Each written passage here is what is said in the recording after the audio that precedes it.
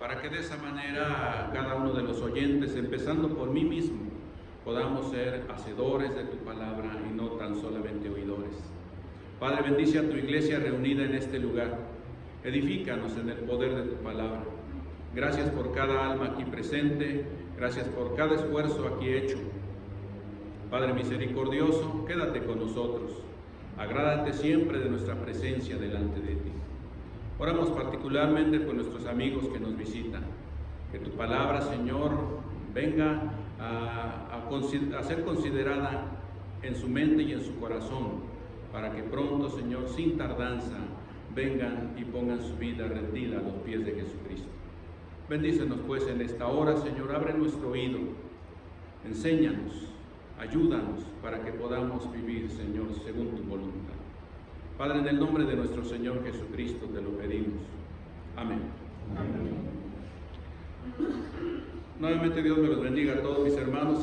Es una gran bendición el poder estar frente a ustedes con el propósito de compartir la palabra de Dios. Estamos en este mes de julio, estamos compartiendo las predicaciones con el tema las bendiciones de Dios. Y el tema de esta mañana que queremos compartir con la iglesia es la iglesia, una bendición de Dios. Y está basada precisamente en la lectura que hizo nuestro hermano Luis Omar, primera carta a los Tesalonicenses, capítulo 1, versículos 1 al 10. Y de ahí vamos a estar desarrollando este sermón. ¿Por qué decimos que la iglesia es una bendición de Dios? Decimos que la iglesia es una bendición de Dios y es una entre tantas bendiciones que Dios nos prodiga en todo momento. Tantas promesas que Dios hace y cumple en nuestra vida y las que cumplirá en el futuro también. Entonces, decimos que la iglesia es una bendición de Dios, primeramente para los miembros de la iglesia. La iglesia debe ser conformada de tal manera, debe de tener actitudes que vamos a ver aquí en este desarrollo de estos 10 versículos, y vamos a ver cómo es que la iglesia se beneficia de una bendición de Dios cuando se cumplen los parámetros para los cuales la iglesia es establecida. Particularmente vamos a hablar de la iglesia de Cristo en Tesalónica. Pero también la iglesia es una bendición de Dios para la comunidad donde la iglesia está. La comunidad se beneficia cuando la iglesia, cumpliendo los parámetros establecidos por Dios, prodiga a la gente que está sin Cristo, sin esperanza, les prodiga el Evangelio de Jesucristo, para que ellos oigan el Evangelio, para que ellos lo crean, para que se arrepientan, para que confiesen que Jesucristo es su Señor y Salvador y se bauticen para el perdón de sus pecados, reciban el don del Espíritu Santo y a partir de ese momento inicien su nueva vida en Cristo. Es una bendición de Dios entonces cuando la iglesia hace el trabajo en la comunidad a donde está establecida para llevarle las buenas nuevas de salvación a la gente. No solamente eso, sino otros aspectos que también son muy importantes, ¿verdad? Para que la gente crea, la gente conozca de Dios. Y finalmente, la iglesia es una bendición para el mundo entero. En la mente de Dios, desde antes de la fundación del mundo, ya estaba establecido, ya estaba en la mente de Dios la iglesia con el propósito, pues, de que la gente conociera las virtudes de Dios, las verdades de Jesucristo. Así es que entonces, yendo a estos versículos, vamos a hacer un poco de historia. Más o menos en el año 51, el apóstol Pablo inició su segundo viaje misionero. En su segundo viaje misionero, después de haberse separado de Bernabé en la iglesia de Cristo en Antioquía de Siria, el Espíritu encomendó a Pablo, a Silas o Silvano, que es el que se menciona aquí, que es el mismo, ¿verdad? Y entonces ellos recorrieron toda la región de Galacia, ¿verdad? Las iglesias que habían sido establecidas por Pablo y Bernabé en su primer viaje misionero, ¿verdad? Visitaron las iglesias en la región de Galacia, Antioquía de Pisidia, y Listra, Iconio, Derbe. Esas ciudades en esas ciudades fue establecidas las primeras iglesias, y Pablo confirmó las iglesias y estableció ancianos al término de su primer viaje misionero, y regresó a Antioquía. Y después de eso vino el evento en el capítulo 15 de Hechos de los Apóstoles, del primer concilio que sucedió por causa de los judaizantes que perseguían y buscaban la manera de tirar la obra que Pablo, Bernabé y los apóstoles empezaron a hacer. Entonces los ancianos, la iglesia en Jerusalén, enviaron cartas, ¿verdad? Y estas fueron las que después fueron distribuidas en las regiones donde después Pablo empezó a trabajar, ahora con Silas, y empezaron su segundo viaje misionero. Entonces querían viajar a Misia o a otros lugares en Asia, pero el Espíritu no les permitió, y tuvieron una visión de un varón macedonio que pedía ayuda, y entonces ellos consideraron que era Dios quien los estaba llamando para que iniciaran su segundo viaje misionero para que lo siguieran desarrollando, pero ahora en Europa. Ya sabemos la historia, está en Hechos capítulo 17, ¿verdad? Cómo es que ellos llegaron, primero llegaron a Filipos, ¿verdad? Ahí predicaron, ahí fueron recibidos bien en el lugar donde predicaron, pero después vino la oposición. Fueron puestos en la cárcel, fueron azotados por los magistrados, sabemos la historia. Y después vemos la conversión del carcelero de Filipos, y antes Lidia, la vendedora de púrpura, ya había sido alcanzada por el Señor. Después de este evento, ellos decidieron ir a Tesalónica, la parte norte de lo que hoy es Grecia. En aquel tiempo era la región de Macedonia, y ahí llegaron a Tesalónica, y ahí empezaron ellos a predicar. Toda la historia la tenemos en Hechos capítulo 17. Algo que nos debe de asombrar es la corta estancia que Pablo tuvo en Tesalónica, y el éxito mayúsculo que vemos, cómo es que la iglesia fue establecida y cómo en tan corto tiempo la iglesia llegó a apreciar la enseñanza que se les daba. No solamente a apreciar la enseñanza, sino a vivir conforme a lo que habían sido enseñados y conforme al ejemplo que ellos habían visto en quienes les estaban predicando. Solamente Pablo estuvo en Tesalónica 3 semanas. 3 semanas. Y en 3 semanas la iglesia de Cristo en Tesalónica fue establecida.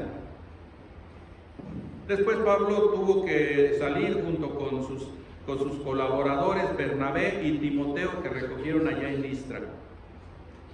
Y entonces tuvieron que ir a la región de Berea, al sur de Macedonia. Ahí los trataron de una manera mucho mejor. Dice la Escritura que los de Berea recibieron con agrado las Escrituras y que escudriñaban cada día si lo que les estaban enseñando era verdad. Un ejemplo digno de imitar por cada creyente. Y entonces ellos empezaron la obra, la iglesia de Cristo en Berea, pero nuevamente los enemigos del Evangelio volvieron a perseguirlos y nuevamente los echaron de ese lugar. Pablo fue llevado fuera de ese lugar y llegó a la región de Acaya, la parte sur de lo que hoy es Grecia, y ahí en Atenas él predicó lo que conocemos como el sermón en el Areópago. Pablo se fue entonces a Atenas, ahí estuvo predicando. Sabemos el resultado porque leemos la escritura allá más adelante en Hechos 17, ¿verdad? Y dice la escritura que entonces Pablo estuvo ahí en ese lugar y después viajó a la región de Corinto. Como vemos, el desarrollo del establecimiento, más bien el establecimiento de la Iglesia de Cristo en Tesalónica fue algo muy rápido y quizás hasta fugaz. Pablo fue necesario que tuviera que ir y retirarse lejos de ellos. No pasó más tiempo, pero quedó Timoteo y quedó Silas o Silvano. Y ellos desde Berea seguían trabajando con los hermanos de Tesalónica, pero en Pablo había una gran carga, porque Pablo no establecía las iglesias y después se marchaba y ahí las dejaba al garete. Oraba por ellos. Dice el versículo 3, damos siempre gracias a Dios. Notemos el plural, damos. Esta carta obviamente ya fue escrita casi a fines del año 51 y ya Timoteo y Silas habían alcanzado a Pablo en Corinto. Pablo estaba muy preocupado por cómo habría sido el desarrollo de esa iglesia. Y mientras estuvo en Atenas y después estuvo en Corinto, él tenía esa preocupación. Cuando Timoteo y cuando Silas lo alcanzaron en Corinto, entonces le contaron qué es lo que había sucedido con esa iglesia recién establecida. Y lo que ellos le contaron llenó de gozo al apóstol. Se dio cuenta que el trabajo no había sido algo efímero, algo pasajero, algo para el olvido. Había sido de gran bendición. La iglesia no solamente permanecía, la iglesia se desarrollaba, la iglesia crecía, la iglesia vivía conforme al ejemplo que ellos les habían dado y conforme a la enseñanza que se les había dado. Y Pablo escribió desde Corinto su primera carta a una iglesia, en este caso la iglesia de Cristo en Tesalónica. Y encontramos todo esto que leemos en estos primeros 10 versículos, que son dignos de imitar por cualquier iglesia de Cristo en el día de hoy, particularmente por esta congregación.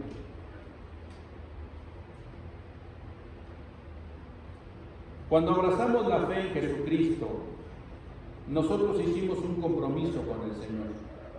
Fue algo voluntario, algo que nació del corazón, vino porque había gratitud en aquel momento y sabíamos que dando ese paso de fe podríamos alcanzar la salvación, el perdón de los pecados y venían para nosotros todas las promesas que Jesús ha hecho en su palabra, que las podíamos disfrutar, que las podíamos poseer, porque las ganamos por nuestra fuerza, por nuestras capacidades. No fue así. Nosotros fuimos, por la gracia de Dios manifestada en nuestro Señor Jesucristo, alcanzando esas promesas. Entonces, Pablo, al tener buenas noticias, Pablo, al saber por boca de estos dos de sus colaboradores cómo es que la iglesia estaba desarrollándose, él les escribió esta primera epístola. Aquí vemos algo que es muy importante. En el versículo 2 dice damos. Notemos el plural. Cuando dice damos es Pablo, es Silas, es Timoteo. Los ministros de la iglesia de Jesucristo, que un día estuvieron reunidos en Tesalónica y después por la persecución uno de ellos tuvo que salir y llegar allá hasta Corinto, pero dos de ellos se quedaron a seguir llevando a cabo el trabajo de perfeccionamiento para esta iglesia. Se juntaban para orar por la iglesia. Damos cada de vez en cuando no estaban cansados, cuando se acordaban. No, damos siempre, siempre. Gracias a Dios por todos ustedes, haciendo memoria de ustedes en nuestras oraciones. El plural es nosotros nos juntamos, oramos por la iglesia. ¿Por qué oraban por la iglesia de Cristo en Tesalónica? Para que lo que les habían enseñado produciera fruto. Para que lo que les habían enseñado ellos mismos lo enseñaran a otros. Para que el trabajo en la iglesia se mantuviera en unidad, se mantuviera en ferviente adoración a Dios, en constancia, en perseverancia. Había motivos para orar. La iglesia de Cristo entonces es una bendición para los miembros de la iglesia cuando sus ministros están ocupados y preocupados por ellos. No solamente lo hacen, pero se los dicen. No te preocupes, mi hermano, estoy orando a Dios por ti. Sé tu problema. Vamos a ponerlo en las manos de Dios. Él soluciona todo. Él es el que hace posible las cosas. No te preocupes, vamos a estar en oración. Estamos al pendiente de tu necesidad. Pablo establecía las iglesias y siempre Pablo buscaba la manera, no solamente él, pero quienes con él estaban, buscaban siempre la manera de que los recién convertidos fueran una comunidad de interés mutuo, se interesaran unos por otros, estuvieran unos por otros sabidos de las necesidades, de los problemas, de los logros, de las alegrías, de las tristezas de cada miembro unos y otros. Ese era el propósito de establecer una iglesia. También el apóstol Pablo tenía preocupación por los recién convertidos para que también hubiera cuidado entre ellos y compañerismo. Las iglesias establecidas en el primer siglo, según leemos en el libro de los Hechos de los Apóstoles, crecían de forma exponencial, porque había ese cuidado, había esa atención, no había cansancio, había siempre el deseo de servir y de trabajar. Así es que entonces en el versículo 2 vemos que Pablo y sus colaboradores pasaban tiempo juntos, orando por la iglesia, siempre, en todo momento. En el versículo 3 dice que ellos se acordaban sin cesar delante del Dios y Padre de Padre nuestro, de la obra de la fe de ustedes, del trabajo de vuestro amor y de vuestra constancia en la esperanza de nuestro Señor Jesucristo. Aquí encontramos por primera vez en una carta, porque fue la primera escrita por Pablo a una iglesia, encontramos estos tres virtudes para una iglesia cristiana: fe, esperanza y amor. Y aquí el apóstol Pablo recuerda, ¿verdad?, de esta iglesia, ¿verdad? Se acuerda acerca de la fe de esta gente. ¿Por qué es importante la fe? Porque la fe produce obras y es parte de la naturaleza de ser cristiano. Por eso Santiago lo expresa claramente en el capítulo 2 y en los versículos 14 al 18, que la fe en un cristiano, si no tiene obras, es una fe muerta. Entonces la fe es el ingrediente fundamental para producir obras. La iglesia de Cristo en Tesalónica fue alabada por Pablo al escribir, porque su fe estaba produciendo obras. Su fe estaba produciendo una manifestación en todos y cada uno de ellos que la gente podía ver, que la gente podía apreciar y que entre ellos mismos se beneficiaban unos de otros.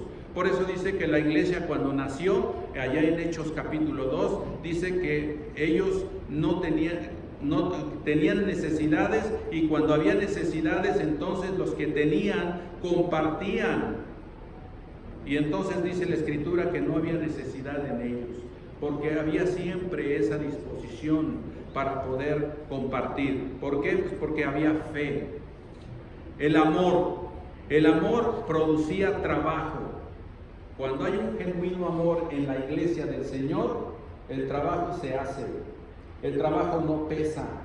La palabra trabajo aquí se traduce del griego kopos, que quiere decir esfuerzo extenuante que produce sudor. La iglesia de Cristo en Tesalónica hacía ese tipo de trabajo. La iglesia de Cristo en este lugar produce ese trabajo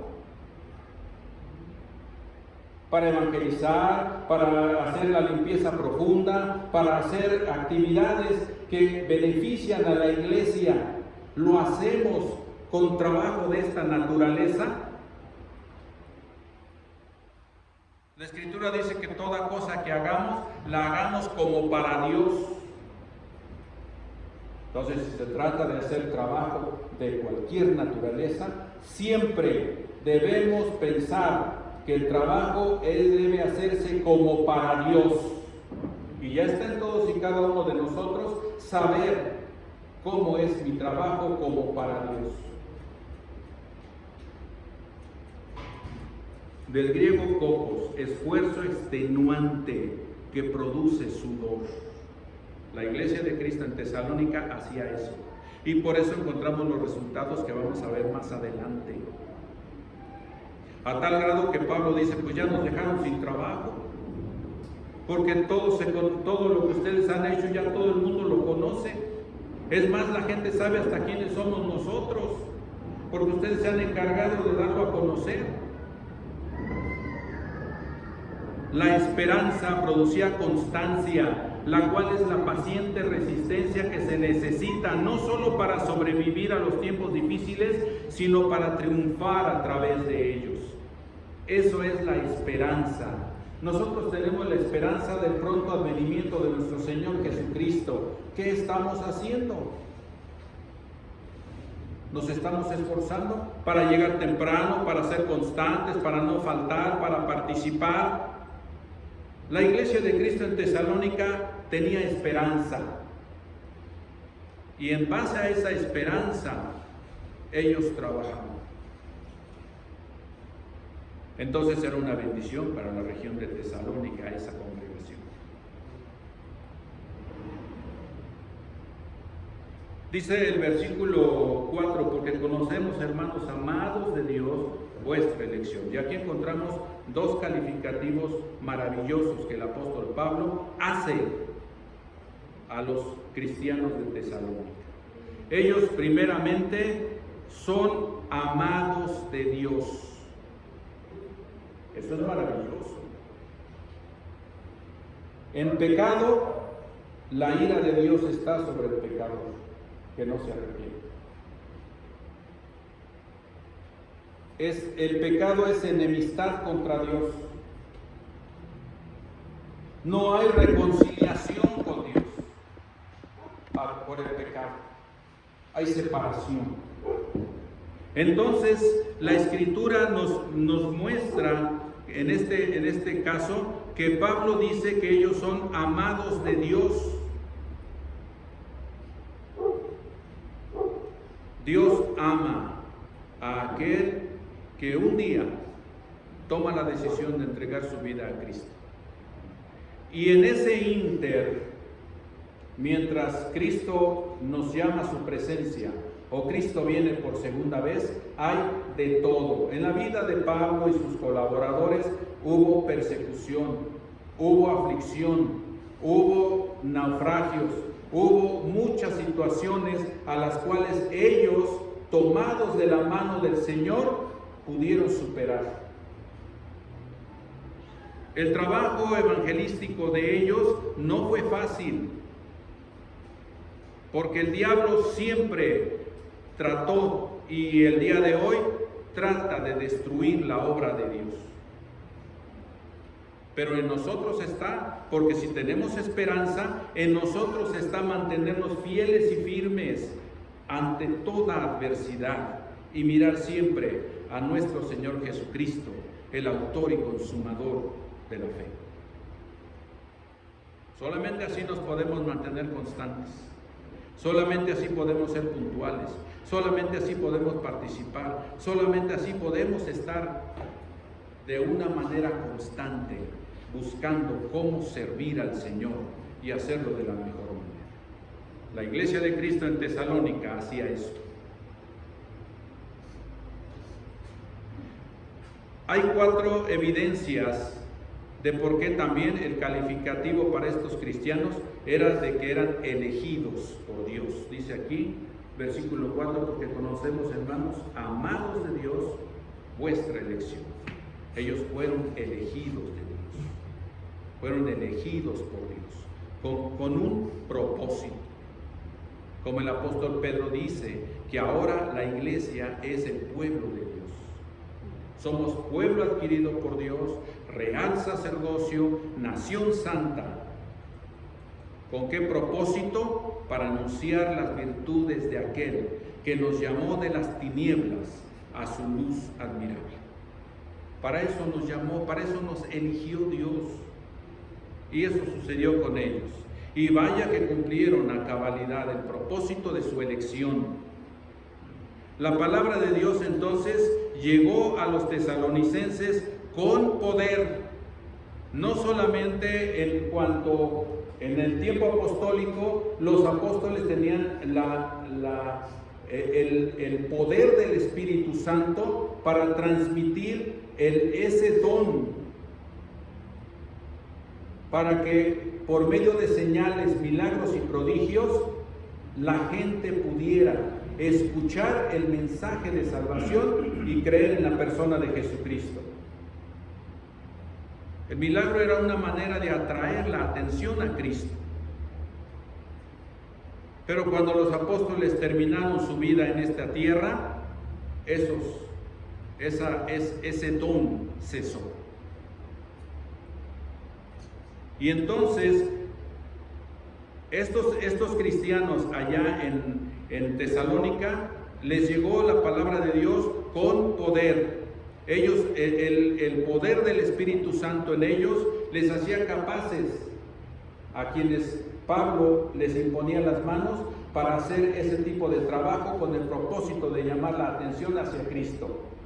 Pero también recibiendo el don del Espíritu Santo, el poder de Dios mismo venía a regenerarlos desde dentro, como lo hace con nosotros y como lo sigue haciendo con nosotros en el día de hoy.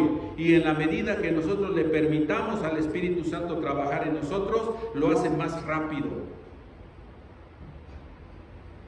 Así es que evidencia de la elección de estos cristianos fue que la palabra de Dios llegó con poder y no solamente con palabras. También otra evidencia es que la recepción de la palabra de Dios fue con plena certidumbre. Lo que les predicaron, lo que les enseñaron, ellos lo creyeron y fueron convencidos por la palabra de Dios de que era realidad. Y en base a esa convicción y a pesar de todo lo que sucediera en ese tiempo, ellos caminaron fieles y firmes con el Señor. La vida del cristiano es así. Cuando estamos convencidos de la realidad de Jesucristo, cuando le creemos a Jesucristo lo que Él dice, entonces nuestro actuar es en consecuencia. El deseo de ser, también la evidencia de su elección fue el deseo de ser como Jesús. Pablo dice que lo imiten a Él como Él imita a Cristo. ¿Podemos alguno de nosotros decir, oye hermano, imítame como yo imito a Jesucristo? ¿Yo puedo decir eso? Y cada uno de nosotros preguntémonos, ¿sabes qué hermano? Imítame como yo imito a Jesucristo. Ellos lo podían decir porque lo estaban haciendo. Y Pablo no tenía mayor empacho en decir, imítenme como yo imito a Jesucristo.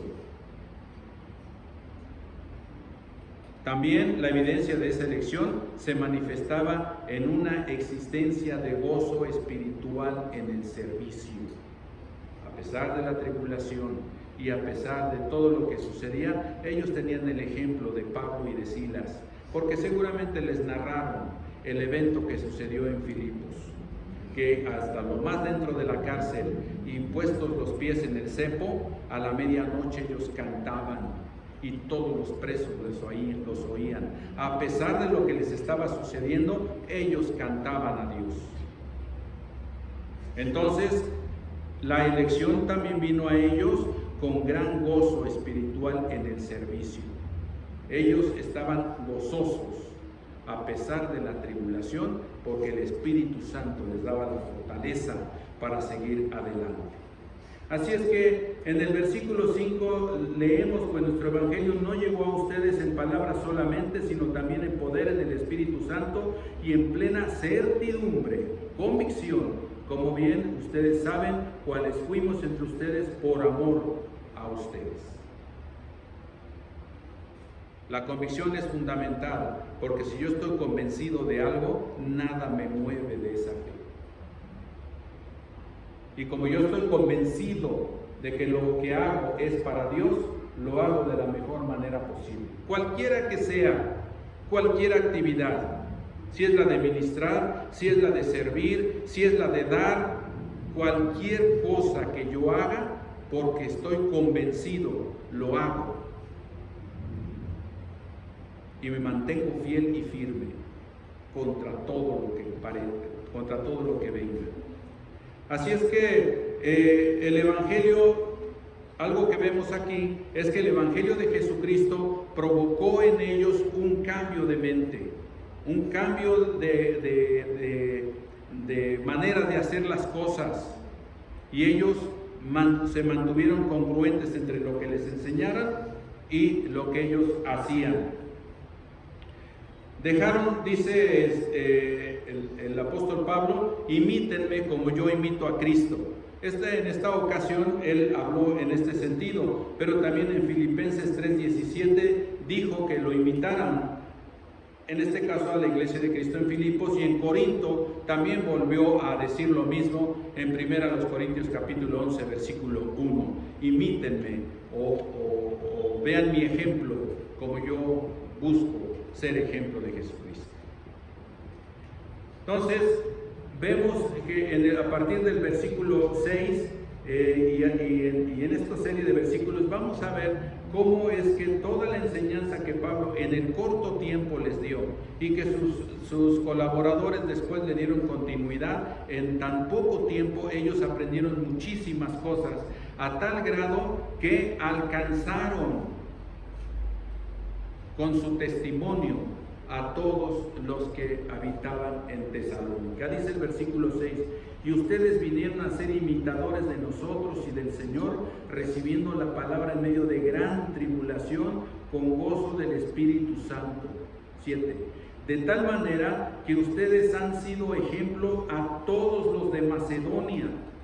Recordemos que en Macedonia, en la parte norte de Grecia en ese tiempo, estaba la iglesia de Cristo en Filipos, estaba la iglesia de Cristo en Tesalónica, estaba la iglesia de Cristo en Berea. Pues el apóstol Pablo, al escribirles desde Corinto, les está diciendo: ustedes, dice, porque partiendo de vosotros ha sido divulgada la palabra del Señor. Divulgada quiere decir proclamada, dada a conocer a grandes voces. Y dice aquí que esta palabra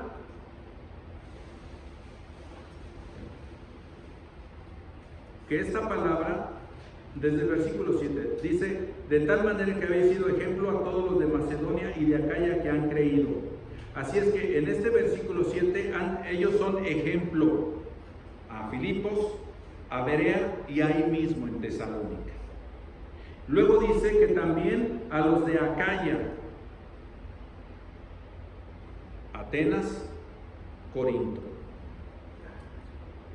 Miren nada más la fama que tenía la iglesia de Cristo en Tesalónica en todo lo que se conoce como Grecia el día de hoy.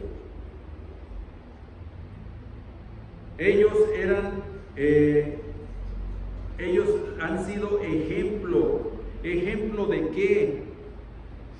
Ejemplo de constancia, ejemplo de perseverancia, ejemplo de amor, ejemplo de esperanza, ejemplo de compañerismo, ejemplo de unidad, ejemplo de unos y otros se ayudan y se estimulan al amor y a las buenas obras, y cuando hay discrepancia entre ellos resuelven sus problemas de tal manera que no hay resentimiento alguno y la iglesia sigue caminando.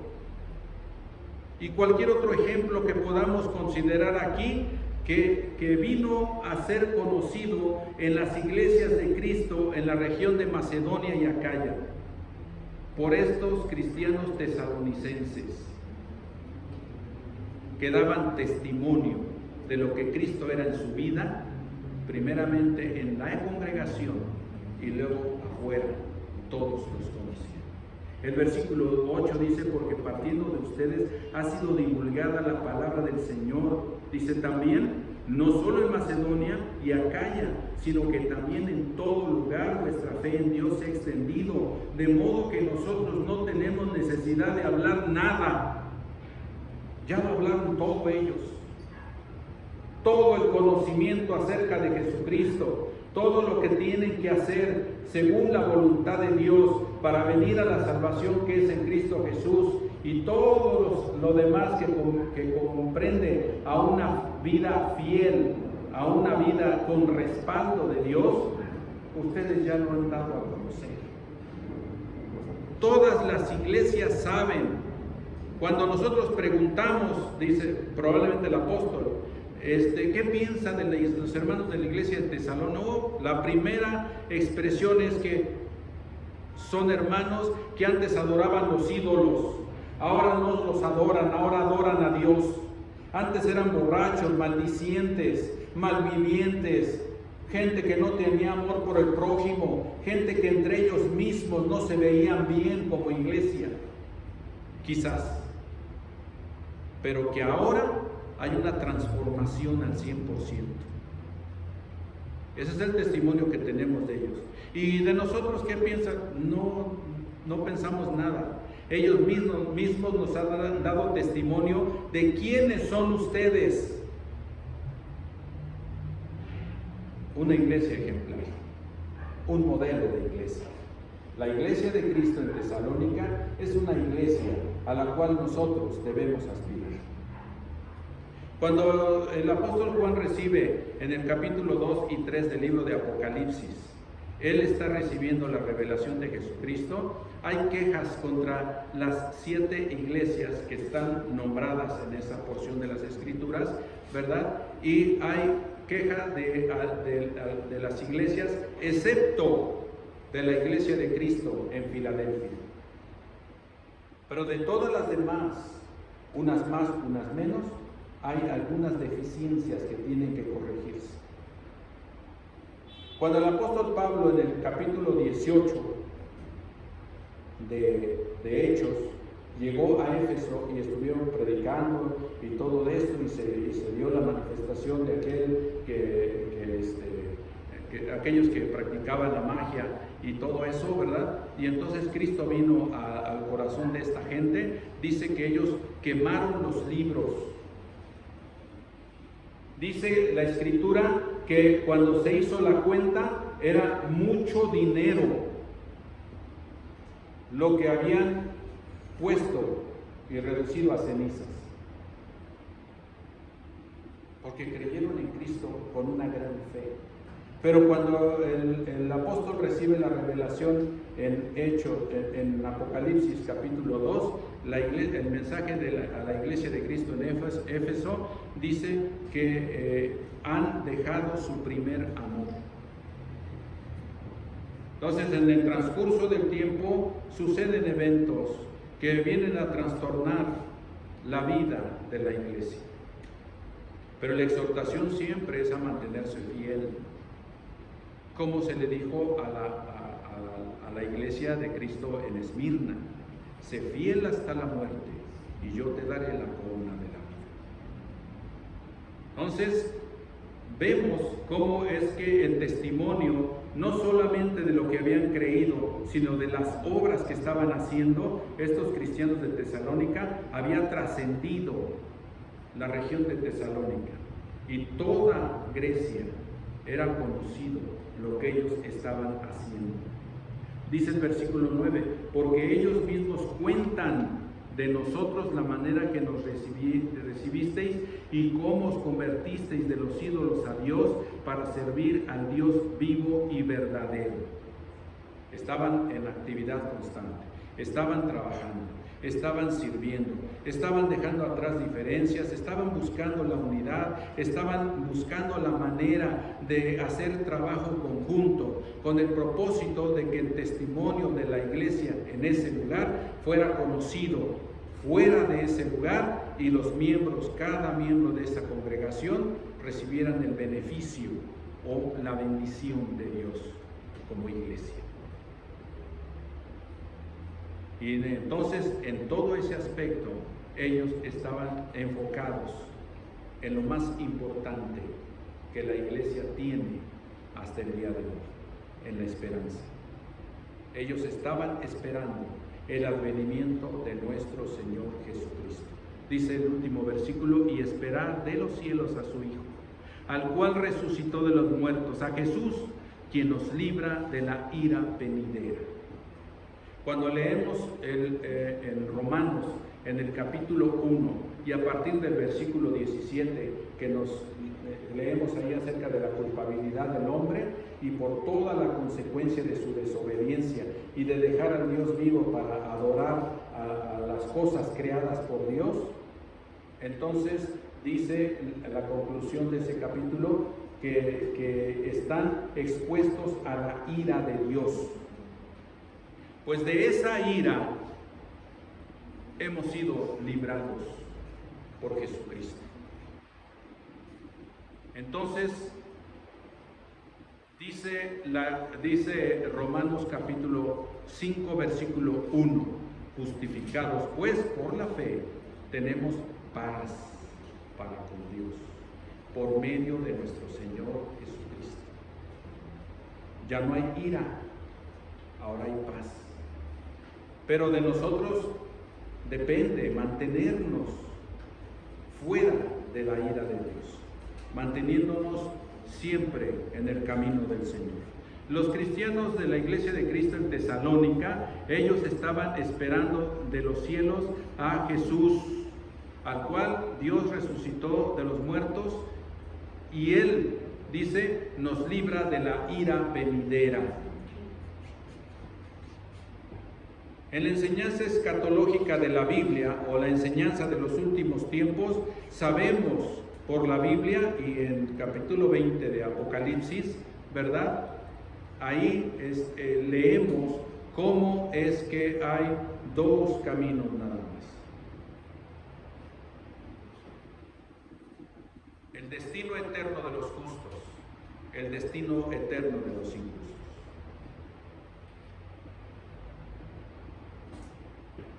Entonces, conscientes de todo ello, los tesalonicenses estaban trabajando, estaban ellos considerando en hacer la parte que les correspondía, y de esa forma permear a todos aquellos a quienes ellos conocían y esa comunidad, para que esa comunidad también viniera a disfrutar de la misma esperanza que ellos tenían.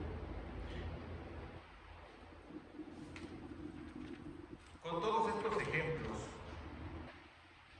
toda la región sabía del cambio que Cristo había hecho en ellos. Lo habían hecho tan bien que en Pablo y sus colaboradores no había necesidad de abundar. Ellos difundieron el Evangelio y este impactó sus propias vidas primero. La predicación del Evangelio, guiada por el Espíritu Santo, convence y convierte a los pecadores, pero las vidas de los seguidores sinceros de Cristo, como una ilustración de la verdad de la doctrina, han hecho mucho más. La comunidad estaba asombrada, cómo se habían apartado de los ídolos y adoraban al Dios verdadero. Ya no son borrachos, deshonestos, impuros. Se aman y respetan entre ellos, se ayudan unos a otros, resuelven sus diferencias en paz y sin resentimiento. Su atención puesta en el pronto regreso de Jesús, quien nos libra de la ira venidera, porque estas eran las características que los miembros de la Iglesia de Cristo en Tesalónica tenían, y es lo que los extraños o los de afuera sabían de ellos. Cuando sabían de todas estas características de esa iglesia local, mi pensamiento es que ellos querían ser parte de esa iglesia. Ellos querían tomar un lugar en esa iglesia, porque ellos sabían que cuando llegaran a esa iglesia iban a ser reconfortados, iban a ser animados. Si tenían una necesidad, se les iba a ayudar. La iglesia vería de qué forma, guiados por el Espíritu Santo, y de esa forma se les ayudaría. Ellos podían encontrar entonces la paz que su alma buscaba afuera y que con los satisfactores de la vida ellos no podían encontrar. Pero ellos sabían que en esa comunidad podían encontrar paz para su alma. Y ellos querían venir a formar parte de la iglesia. La pregunta a manera de conclusión: la iglesia de Cristo que se reúne en este lugar, ¿somos como la iglesia de Cristo en Tesalónica? ¿Sí o no?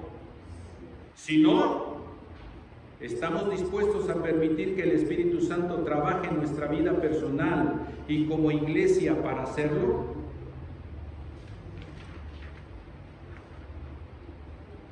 Vamos a orar. Padre, gracias por tu palabra. Señor, ayúdanos a ser imitadores de estos buenos ejemplos. Padre, que no nos cansemos de trabajar. Ayúdanos a soportarnos unos a otros en amor, a amarnos entrañablemente, a luchar fuertemente por la unidad de tu iglesia en este lugar. Padre, ayúdanos a vivir siempre agradándote. Padre Celestial, queremos rogarte que tu Santo Espíritu nos ayude. Señor, que aquellas partes de nuestra vida que aún todavía tienen que ser transformadas, tienen que ser regeneradas, Señor, ayúdanos a ponernos mansamente en tus manos, porque solamente tú puedes hacer un trabajo de esa naturaleza. Tu Espíritu Santo nos ayude a vivir la vida plena que tú quieres y siempre ser ejemplo, no solamente para nuestros hermanos en este lugar, pero también para nuestros queridos amigos que nos visitan, que ellos anhelen quedarse entre nosotros, que ellos estén contentos y gozosos de participar de la misma esperanza que nosotros, que nuestro gozo, que nuestro amor, que nuestra fraternidad, Señor, atraiga a muchos de ellos, particularmente que el domingo anterior estuvieron aquí. Señor, que no solamente lo material sea satisfactorio para ellos, pero que anhelen lo espiritual, para que de esa manera puedan vivir la nueva vida en Jesucristo. Padre Celestial, bendice a tu iglesia en este lugar. Ayúdanos a ser la iglesia que tú quieres, para ser luz y sal de esta comunidad. Padre bueno, en el nombre de nuestro Señor Jesucristo te lo pedimos. Amén. Dios les bendiga, Señor.